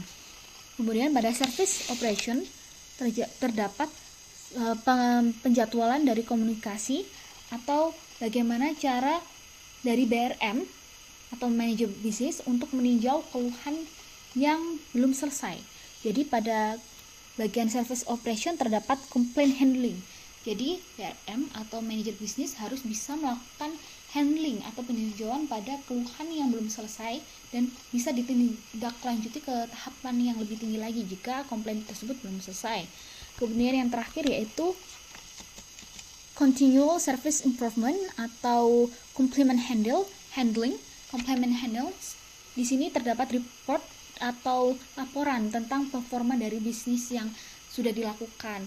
Di sini utamanya BRM harus bisa melakukan umpan balik dua arah terhadap bisnis yang dilakukan. Jadi ketika pelanggan melakukan review atau melakukan reporting tentang performa dari bisnis, dari BRM sendiri juga harus bisa menerima umpan balik tersebut dan memberikan umpan balik lagi terhadap pelanggan. Kemudian terdapat trigger atau bagaimana hal apa saja yang dapat memacu adanya business relation management. Yang pertama yaitu adalah inisiatif strategi yang baru, kemudian layanan baru atau adanya perubahan layanan yang telah ada, kemudian peluang baru telah diidentifikasi, kemudian suatu layanan telah disewa oleh manajemen portofolio layanan, permintaan dari pelanggan, adanya keluhan dari pelanggan, kemudian pertemuan pelanggan telah dijadwalkan, survei kepuasan pelanggan telah dijadwalkan. Inputan yang diharapkan dengan adanya business relation management yaitu adalah kebutuhan pelanggan, kemudian permintaan, keluhan, eskalasi atau pujian dari pelanggan, strategi pelayanan, jika memungkinkan strategi dari pelanggannya bagaimana, kemudian portofolio layanan, portofolio proyek untuk memastikan bahwa persyaratan proyek telah dikumpulkan tepat waktu, kemudian tingkat jasa persetujuan atau service level agreement, kemudian terdapat request of change yang telah dijelaskan tadi, adanya perubahan dari keinginan si pengguna, kemudian pola aktivitas bisnis dan profil pengguna yang ditentukan oleh manajemen permintaan. Kemudian output yang diharapkan dari business relation management yaitu adalah definisi pemangku kepentingan. Jadi sudah didefinisikan siapa saja stakeholder yang berkaitan dengan proses bisnis, kemudian penentuan dari hasil bisnis, kemudian perjanjian untuk mendanai lebih ke internal dan membayar layanannya secara eksternal. Kemudian terdapat customer portfolio atau portofolio pelanggan, yang kemudian terdapat persyaratan layanan untuk strategi, desain dan transisi, kemudian terdapat survei kepuasan pelanggan, selanjutnya terdapat jadwal aktivitas pelanggan dalam berbagai aktivitas proses layanan, kemudian jadwal acara pelatihan atau training, yang terakhir yaitu adalah laporan tentang persepsi pelanggan tentang kinerja layanan.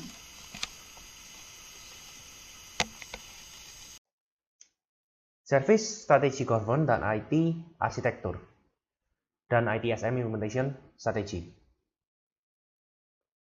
Outline-nya adalah Governance, IT Service Strategy and Business, dan ITSM Strategy. Yang pertama adalah Governance dan Management Alignment. Dalam sebuah melakukan governance dan management alignment, ada yang namanya governor. Governornya adalah chairperson, company secretary, treasurer, corporate officer, di mana kebanyakan mereka adalah orang-orang yang merupakan nakoda dari sebuah perusahaan. Nakoda yang melihat, mengawasi policy yang ada, di mana yang memberikan strategi adalah dari masing-masing departemen yang ada di luarnya. Jadi, governor adalah yang berfungsi untuk mengevaluasi, melakukan direct supervision, dan melakukan monitor terhadap masing-masing proposal dan plan yang dibuat oleh masing-masing departemen dan strategi yang come dari departemen, lalu memonitor performance dan conformance setiap departemen, dan juga melakukan direct strategis dan policy terhadap daily task yang ada. Jika dihubungkan dengan IT, maka ada namanya IT Steering Group yang memiliki responsibility untuk mendefinisikan bagaimana IT bekerja untuk area bisnis yang lain supaya dapat mengeksekusi governance dan corporate strategy. Di mana yang bertugas pada IT steering group adalah CIO, business leader, dan business relationship manager. Di mana masing-masing setiap pihak ini harus bersinergi dan saling memberikan feedback agar terjadi government dan manajemen activity yang baik. IT strategy and the business adalah digunakan sebagai strategi yang untuk mencapai sebuah balance, di mana kita harus bisa mencapai balance pada quality ataupun cost yang di tengah-tengahnya, stability dan agility, reaktif versus proaktif, flexibility versus control, dan internal versus eksternal untuk mencapai service excellent. Ketika kita melakukan strategic management implementation, ada beberapa tipe yang bisa digunakan, strategi yang bisa digunakan untuk mengimplementasikannya. Yang pertama adalah event nil mode, yaitu di mana perusahaan sudah di tracknya dan sedang menuju favorable wind, calm weather, dan tidak perlu membutuhkan sebuah teknik tertentu untuk bergerak karena perusahaannya sudah di track yang benar. Yang kedua adalah trouble mode. Trouble mode ini adalah di mana perusahaan sadar bahwa mereka memiliki sebuah kelemahan atau permasalahan yang sering terjadi seperti service outage, ada problem yang terus berulang, di mana mereka sadar dan akhirnya menggunakan sebuah proven teknik dan rigorous untuk menyelesaikan permasalahan yang ada dan memiliki keinginan untuk spending money memperbaiki problem di IT side mereka. Yang ketiga adalah growth mode. Growth mode ini adalah ketika company ingin berkembang dan mengakui bahwa IT adalah sebuah solusi untuk growth mereka dan menggunakan sebuah cara yang komprehensif, strategi yang komprehensif, menggunakan seperti IT service untuk mencapai growth ini. Yang terakhir adalah radical mode. Radical mode hampir sama dengan growth mode, tetapi dengan beberapa perbedaan, seperti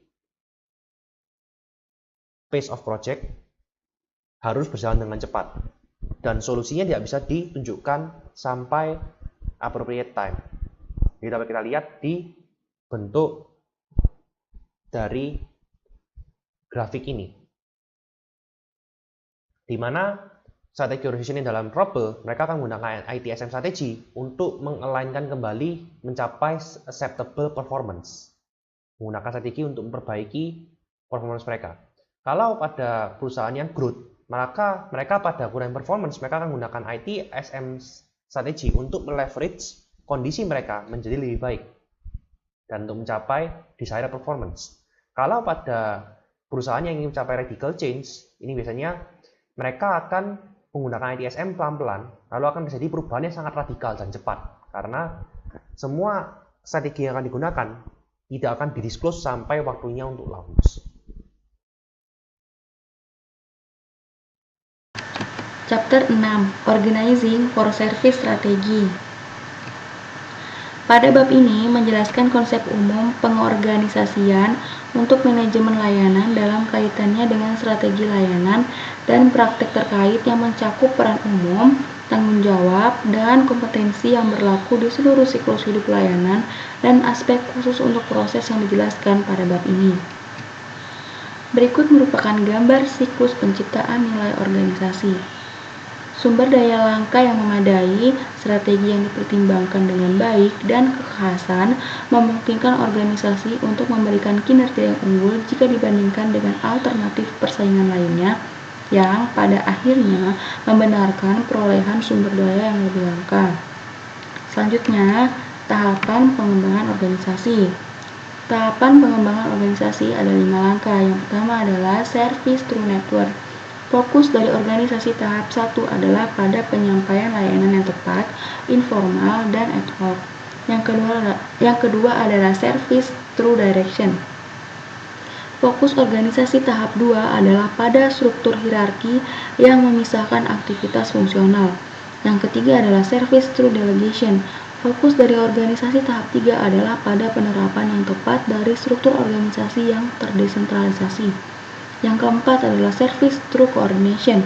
Fokus organisasi tahap 4 adalah pada penggunaan sistem formal untuk mencapai koordinasi yang lebih baik. Yang kelima adalah service through collaboration. Fokus organisasi tahap 5 adalah pada kolaborasi yang lebih kuat dengan bisnis. Selanjutnya adalah perubahan organisasi. Perubahan organisasi terdapat 3 langkah. Yang pertama yaitu mengubahnya dengan diagnosis, yakni akui kebutuhan akan perubahan dan faktor-faktor yang mendorongnya. Langkah kedua adalah menentukan keadaan yang diinginkan. Langkah ketiga adalah implementasi. Selanjutnya, organizational departmentalization. Sebuah departemen mungkin secara khusus didefinisikan sebagai aktivitas organisasi yang melibatkan lebih dari 9 orang. Saat grup fungsional tumbuh ke ukuran departemen, organisasi dapat mengubah orientasi grup ke salah satu area berikut atau gabungannya.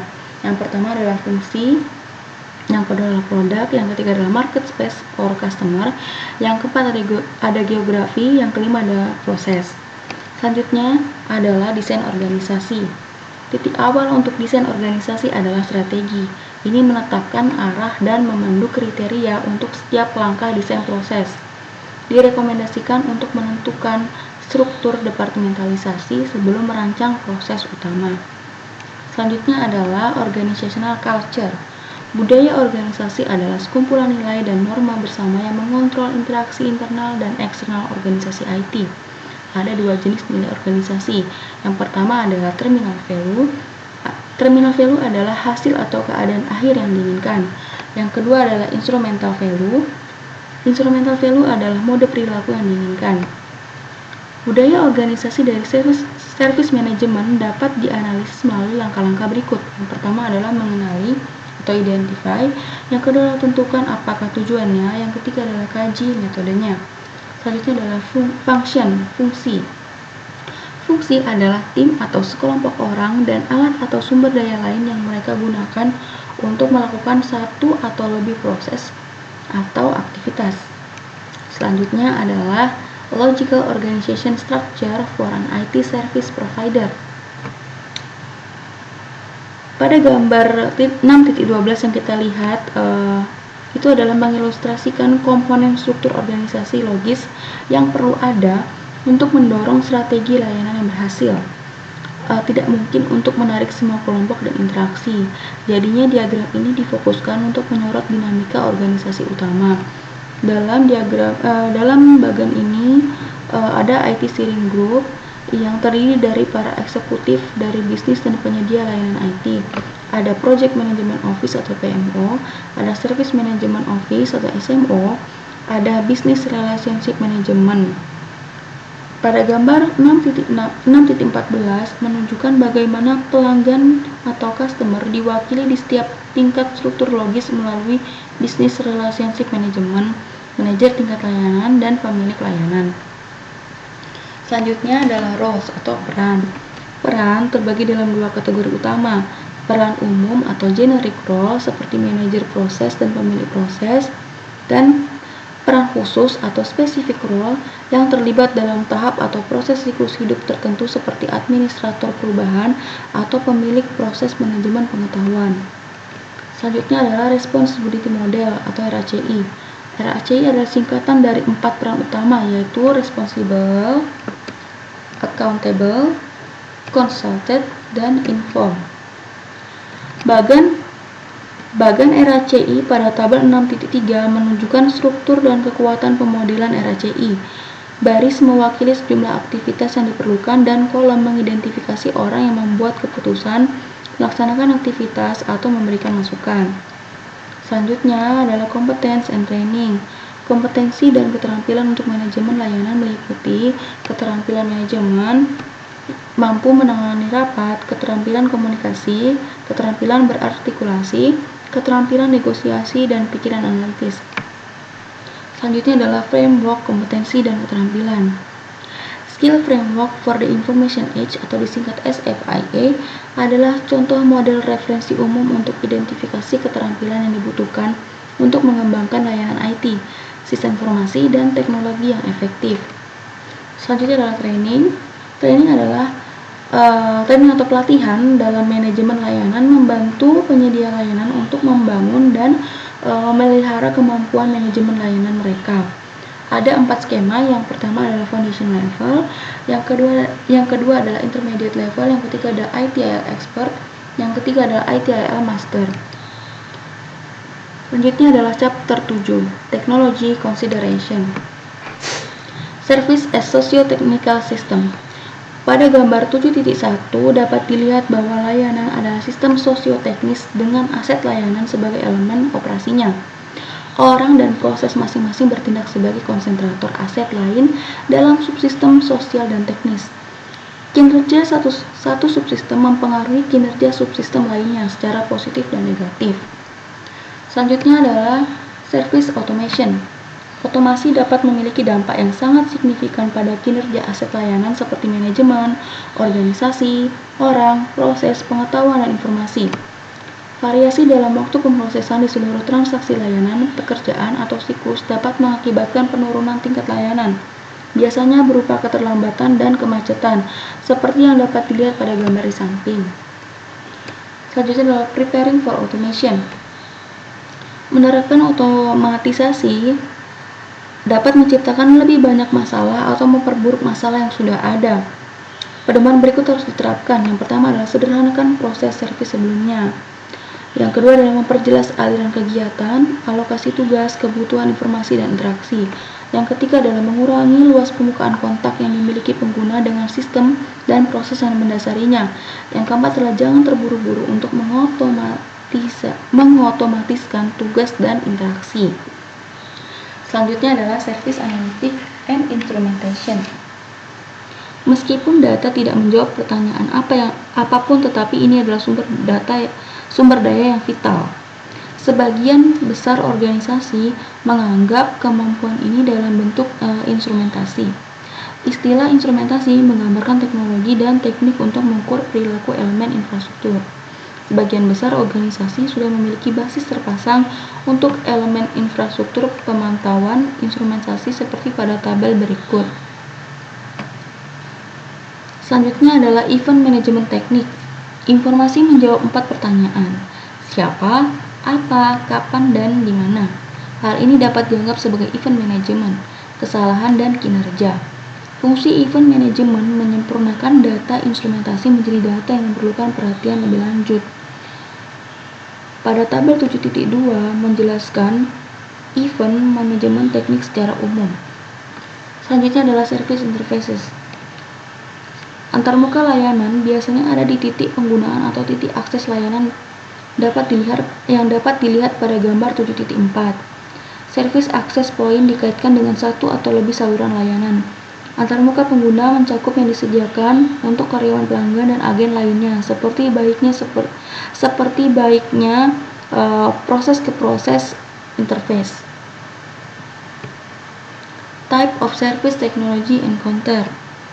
Ada 5 mode di mana teknologi berinteraksi dengan customer dari service provider, yaitu mode A, teknologi free, mode B, teknologi assist, mode C, teknologi facilitate, mode D, teknologi mediated, mode E, teknologi generated.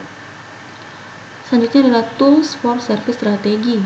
Gambar 7.6 menunjukkan contoh satu tahap antrian agen tunggal di service desk dengan asumsi tertentu tentang pola kedatangan permintaan dan waktu pemrosesan. Pemodelan service desk dapat menjadi sangat kompleks dengan penambahan jumlah saluran layanan atau service channel, proses multitahap, ketergantungan, dan penundaan, namun akan berguna untuk memulai dengan model dasar dan secara progresif menguraikannya untuk mencerminkan secara dekat realitas masalah atau situasi. Berikut ini adalah seperangkat alat yang umum digunakan untuk pengambilan keputusan dalam strategi pelayanan. seperti pohon keputusan, linear programming seperti pada gambar 7.7, lalu ada antrian dan model aliran jaringan seperti pada gambar 7.8, lalu pengelompokan, ada juga pramalan atau forecasting, dan juga time series analysis, dan yang terakhir ada analisis varian dan juga desain eksperimen. Sekian penjelasan untuk bab 6 dan bab 7. Pembahasan yang terakhir yaitu mengenai challenges, risk, and critical success factor. Yang pertama yaitu adalah challenges. Peningkatan dalam tingkat spesialisasi menyebabkan peningkatan kebutuhan akan koordinasi. Ini merupakan tantangan utama dalam manajemen layanan karena tingkat spesialisasi yang diperlukan untuk berbagai tahapan siklus hidup, proses, dan fungsi layanan. Koordinasi dapat ditingkatkan dengan kerjasama dan kontrol yang baik antara tim dan individu maupun dengan pemasok. Jadi saat kita melakukan implementasi pada service strategi, tantangan yang harus kita hadapi salah satunya yaitu adalah koordinasi. Koordinasi ini bisa jadi koordinasi saat kita melakukan definisi tentang layanan, koordinasi saat kita mendefinisikan tentang permintaan layanan, bagaimana hubungan bisnis antara organisasi dengan pengguna maupun yang lainnya. Jadi ketika kita melakukan atau terjadi suatu kegagalan saat proses koordinasi, sebenarnya kita sudah mempengaruhi proses selanjutnya atau life cycle selanjutnya. Misal terjadi kegagalan koordinasi saat penentuan strategi bisnis, maka pada saat desain strategi desain, transition, operation maupun CSI juga akan mengalami kegagalan, walaupun mungkin kita tidak melihatnya tapi dapat kita rasakan secara langsung karena adanya kegagalan yang menyebabkan suatu kesenjangan. Jadi koordinasi yang baik sangat diperlukan saat kita melakukan inisiasi dari service strategi. Berikutnya yaitu adalah risk atau risiko. Risiko merupakan peristiwa yang mungkin terjadi yang dapat menyebabkan kerugian atau kehilangan atau dapat mengaruhi kemampuan organisasi untuk mencapai tujuannya. Risk measurement adalah suatu probabilitas terhadap suatu ancaman, kerentanan aset terhadap ancaman tersebut, dan dampak yang akan ditimbulkan jika hal itu terjadi. Kemudian saat terjadi resiko, biasanya ada dua fase yang pada saat resiko terjadi ada dua fase yang dapat kita lakukan untuk dealing atau berhadapan dengan resiko tersebut. Yang pertama yaitu adalah risk assessment, yaitu berkaitan dengan pengumpulan informasi tentang eksposur resiko sehingga organisasi dapat mengambil keputusan yang tepat dan mengelola risiko dengan tepat. Kemudian risk management, proses untuk memantau risiko, yaitu akses ke informasi yang andal dan terkini tentang risiko, keseimbangan kendali yang tepat untuk menangani risiko tersebut, dan mendukung proses pengambilan keputusan. Jadi ketika kita menghadapi suatu peristiwa yang dapat menyebabkan kerugian, yaitu resiko, kita tuh sebenarnya dapat menghandling resiko tersebut dengan baik, yaitu dengan melakukan manajemen resiko. Nah, manajemen resiko ini yaitu kita melakukan pengumpulan informasi tentang resiko, kemudian apa saja sih yang menjadi dampak ketika adanya resiko tersebut. Nah, itu dikumpulkan, kemudian kita bahas bagaimana kedepannya ketika terjadi resiko ini, ketika resiko ini sedang berjalan. Dengan adanya pembahasan tentang resiko tersebut, maka kita dapat mengambil keputusan yang tepat. Ketika terjadi hal seperti ini, kita harus melakukan apa? Ketika terjadi hal yang seperti ini, kita harus apa? Dengan adanya koordinasi yang tepat dan pengumpulan data yang tepat, maka resiko-resiko tersebut dapat kita minimalisir sehingga tidak akan terlalu mempengaruhi proses dari ITIL versi 3, khususnya di service strategi atau saat melakukan implementasi strategi. Yang terakhir yaitu adalah critical success factors. Critical success factor adalah faktor penentu keberhasilan dan indikator kinerja utama. Jadi penentu keberhasilan dan indikator kinerja utama adalah hal-hal yang dapat membantu atau memberikan dukungan, secara langsung memberikan dukungan saat kita melakukan penerapan dari layanan strategi. Hal tersebut yaitu adalah penyedia layanan telah berhasil mengidentifikasi dan menganalisa pola kegiatan bisnis dan sedang atau dapat menggunakan ini untuk memahami level permintaan. Maksudnya di sini adalah ketika terjadi pola aktivitas bisnis atau PBA dapat ditentukan untuk setiap layanan yang relevan. Jadi kita sudah berhasil mengidentifikasi pola bisnisnya. Pola tersebut itu dapat kita selipkan atau disesuaikan pada tingkatan dari life cycle yang tepat. Jadi ketika life cycle-nya tentang desain, kita tahu proses aktivitas bisnis yang tepat itu seperti ini. Nah, itu kan merupakan tujuan dari strategi bisnis itu seperti itu, strategi dari layanan seperti itu. Nah, seperti itu. Kemudian kegiatan PBA telah diterjemahkan dalam informasi beban kerja oleh manajemen kapasitas. Jadi ketika terjadi kita sudah bisa menentukan PBA tersebut juga dapat digunakan untuk memberikan informasi kepada capacity management untuk mengelola bagaimana sumber daya yang tepat dapat digunakan saat sudah melakukan implementasi dari layanan. Yang kedua yaitu adalah penyedia layanan telah menetapkan dan menganalisa profil pengguna dan dapat menggunakannya untuk memahami profil umum permintaan layanan dari berbagai jenis pengguna. Jadi di sini maksudnya ada profil pengguna yang sudah didokumentasi dan masing-masing profil pengguna tersebut akan membentuk suatu permintaan terhadap pelayanan dan dapat digunakan untuk memberikan feedback pada jenis atau typical of user atau jenis-jenis dari pengguna tersebut. Jadi profil pengguna diolah. Nah, ketika diolah akan menjadikan suatu hasil. Nah, hasilnya tersebut bisa jadi berupa jenis-jenis permintaan mengenai layanan yang diharapkan oleh pengguna.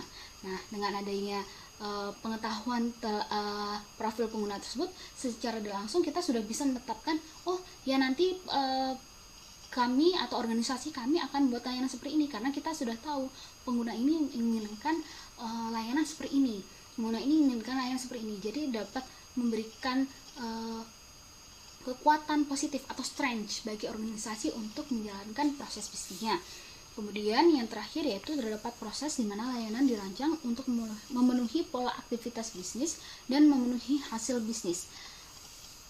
Di sini yang dimaksud yaitu adalah activity management atau aktivitas manajemen permintaan secara rutin dapat dimasukkan sebagai bahan untuk mendefinisikan portofolio layanan.